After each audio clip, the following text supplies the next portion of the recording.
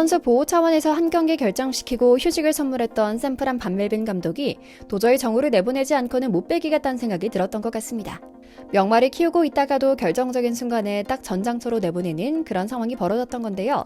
양키스 3연전, 필라델피아 4연전에 이어 에인절스전까지 이어지는 경기 내내 이정우는 그동안 똑딱이, 땅오르라는 오명을 완전히 씻어버리고 2루타 이상의 장타를 쾅쾅 쳐냈는데 휴식을 선물받았던 경기에서도 감독의 지시로 대타로 나선 다음에도 곧바로 2루타를 쳐내는 기염을 토했죠.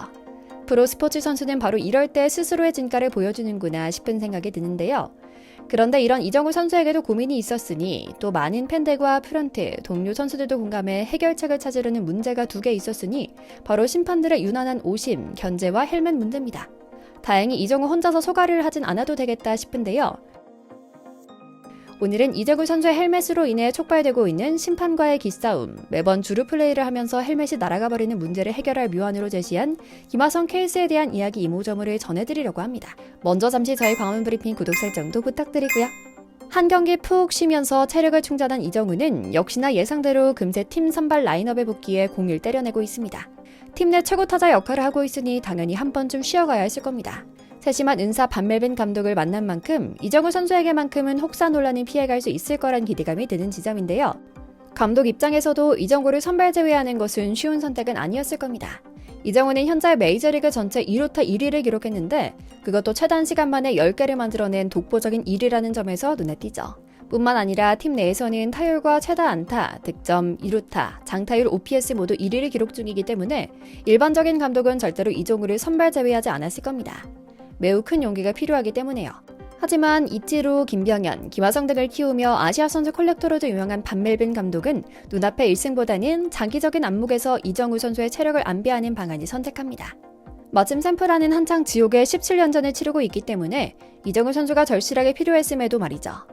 이제 에인절스전이 끝나고 나면 또다시 원정 플레이를 돌게 됩니다. 밀워키 브루어스와 텍사스 레인저스 말이죠. 뉴욕에서 LA까지만 해도 비행기로 7시간 걸리는 장거리이기 때문에 KBO였다면 상상조차 할 수 없는 강행군이었을 텐데도 이정우 선수는 멘탈은 물론이고 컨디션 관리까지 완벽하게 해내고 있죠. 때문에 이를 잘 알고 또 중요하게 생각하는 멜빈 감독에게는 필라델피아 원정 마지막이었던 지난 18일 경기가 딱 좋은 휴식 타이밍이었는데요. 놀랍게도 이정우 선수는 마냥 쉬진 못했습니다. 앞서 말씀드린 소식대로 4대6으로 팀이 뒤진 9회 초에 대타로 뛰어야만 했기 때문인데요. 결국 풀카운트 승부 끝에 6구째 100점 3마일 싱커를 때려 내야 안타를 만들어냈죠. 이로써 휴식과 타격감 유지라는 두 마리 토끼를 모두 잡고 팀에 꼭 필요한 존재라는 눈도장까지 콱 찍은 셈이었고요. 그리고 이번 에인절스전에서는 이정우의 컨택은 아무리 분석해봐야 무너지지 않는 단단한 실력이라는 것을 스스로 증명하는 경기가 됐습니다. 현지에서도 정말 뜨거운 반응이었는데요. 마치 우리나라 야구 커뮤니티 사이트 댓글을 보는 것처럼 미국 주류 언론에서도 한바탕 호들갑을 떨기 시작합니다. 갑자기 경기 초반에 속보가 뜹니다. 이정우 선수가 경기에 나섰는데 멀티히트로 경기를 마감하게 생겼다는 건데요. 무슨 말이지 하는 생각의 내용을 보니 단 2타석 만에 멀티히트를 완성했다는 말이었습니다. 그러니까 2타석밖에 못 들어가서 2번 히트할 수밖에 없었다는 기분 좋은 장난이었는데요. 이런 호들갑을 차치하고라도 이정우는 스스로의 루틴을 깨고 상대 투수와 수싸움을 하며 자가 발전하는 선수라는 점에서도 참 대단한 것 같습니다. 이정우는 1회 초 2사 뒤 첫 타석에 들어갔는데요. 앤더슨의 초구 88.1마일 포심 패스트볼에 난데없이 기습 번트를 시도합니다. 2루타 장타로 한참 이름을 날리기 시작했고 스스로도 감을 잡은 만큼 또 7구, 8구까지도 끝까지 승부 보는 눈야구의 달인인 만큼 초구에 번트를 날릴 것이라는 것은 꿈에도 상상하지 못했을 테죠. 그래서인지 내야수는 물론이고 외야수들까지 저 멀리 나가 있는 상황이었는데요. 다행히 이정우의 기습 번트 타구는 3루 선상으로 절묘하게 흘러가면서 상대 3루수가 도저히 대처할 수 없는 번트 안타로 이어집니다. 이로써 4경기 연속 안타 행진 이어가게 됐고요. 아쉽게도 후속타자 플로렌스의 잘 맞은 타구가 중견수 정면으로 향하며 이정우의 선취 득점이 이뤄지진 않았지만 이제 마주할 메이저리그 상대팀들은 이정우를 분석하기에 너무 많은 변수가 생겨버린 셈이 됐죠. 하지만 이정우 선수의 저력은 이게 끝이 아니었습니다. 3회 초 두 번째 타석에 들어선 이정우는 2사 1루 상황에서 초구 89.4마일 포심 패스트볼을 놓치지 않고 밀어쳐 좌전 안타를 날리는 데 성공합니다. 결국 2경기 만에 멀티히트 경기를 펼친 이정우는 시즌 타율을 3할 6푼 6리까지 끌어올리는 데 성공했죠. 그런데 이런 이정우 선수도 말 못할 고민이 있는 것 같습니다. 이제 슬슬 뭔가 명확히 설명하긴 어렵지만 뭔가 좀 이상한 기분이 들 정도 수준의 차별이 느껴지기 시작한 것 같거든요. 전형적인 동양인에 대한 편견과 불이익이, 새롭게 얼굴을 내민 스타에게 다가오는 각종 견제가 관찰되고 있는데요. 심판 판정도 뭔가 이상했던 상황이 뭔가 이상합니다. 그런데 놀라운 점은 감독, 동료나 중계진 등 전문가들은 입을 모아 오히려 이정우 선수를 대변하고 있다는 겁니다. 석연찮은 판정에 대해 그 누구보다 목소리를 높여 이의를 제기하고 있으니 말입니다. 심지어는 사실 그들과 전혀 상관없는 이야기인데도 불구하고 이정우가 2년 지나고 옵트아웃되어 뉴욕 양키스 같은 팀으로 이적하기 전에 빨리 샌프란에서 더 큰 재계약을 제시해야만 한다며 제값받고 뛰어야 한다며 가이드라인을 제시해주고 있을 정도죠. 그런데 심중도 반복되면 확신으로 번진다고 하는데요. 필라델피아에서만 2번 경험한 오심과 심판의 시비는 눈살이 찌푸려질 정도였습니다. 가장 먼저 일어난 일은 첫 번째 경기였습니다. 납득하기 어려운 볼 카운트가 이어졌기 때문인데요. 5회 세 번째 타석에선 두 번째 삼진을 당했는데 그 내용이 아주 지저분합니다. 초구가 스트라이크 존을 완전히 벗어났는데도 주심이 스트라이크를 콜한 겁니다. 물론 우리 이정우 선수는 숨을 고르며 침착하게 기다립니다. 그렇게 2구와 3구, 4구를 침착하게 골라내더니 결국 5구째 한가운데 들어온 스트라이크를 지켜보고 이거다 싶은 생각에 6구 스트라이크 존 아래로 떨어진 87.1마일 스플리터의 방망이를 휘두르는데요. 안타깝게도 헛스윙 삼진으로 물러나고 말았죠. 하지만 이게 끝이 아니었습니다. 7회 네 번째 타석에선 바뀐 투수인 자완 테너뱅크를 상대했는데요.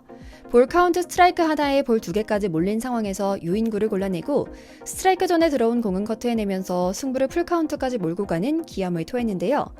정확한 타이밍은 아니었지만 그래도 끈질기게 버티며 테너뱅크의 실투를 유도하고 있었죠. 보고 있는 내내 손에 땀이 쥐어졌는데요. 필라델피아 중계진 또한 극찬의 연속이었습니다. 이정우처럼 붙박이 3번 타자라면 저렇게 배틀을 할 수 있는 선수여야 한다. 역시 이정우다.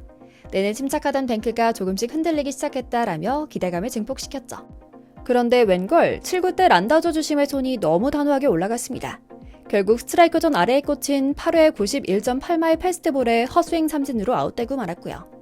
주심의 볼 스트라이크 판정이 일관성이 없으니 확실히 감을 잡지 못하고 벗어나고 말았던 것이죠. 그런데 이런 필라델피아에서의 주심의 견제는 마지막 경기 대타 타석에서도 이뤄집니다. 헬멧이 잘 맞지 않아 타석에서 헬멧을 고쳐 쓰기 위해 손으로 툭툭 쳤던 것인데 경기가 끝난 뒤 필 쿠즈 주심이 갑자기 자이언트 더그아웃으로 와서 이정우를 불러세워 꾸짖듯 계속 따져묻는 모습이 현장에서 관찰됐던 건데요.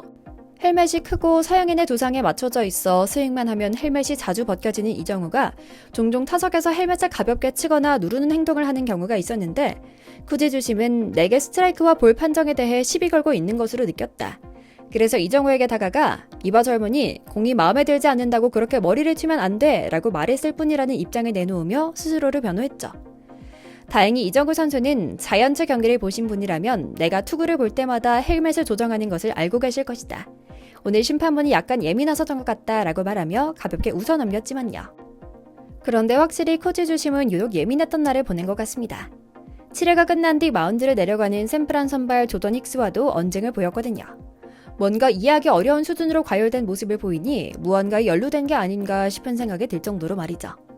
다행히 샌프란 구단에서는 예전 김하성 선수에게 샌디에이고 구단이 선물한 것처럼 개인 맞춤형 헬멧을 선물하겠다는 입장을 내놓습니다. 역시나 김하성의 전 은사였던 반멜빈 감독의 배려와 섬세함 덕분이었죠.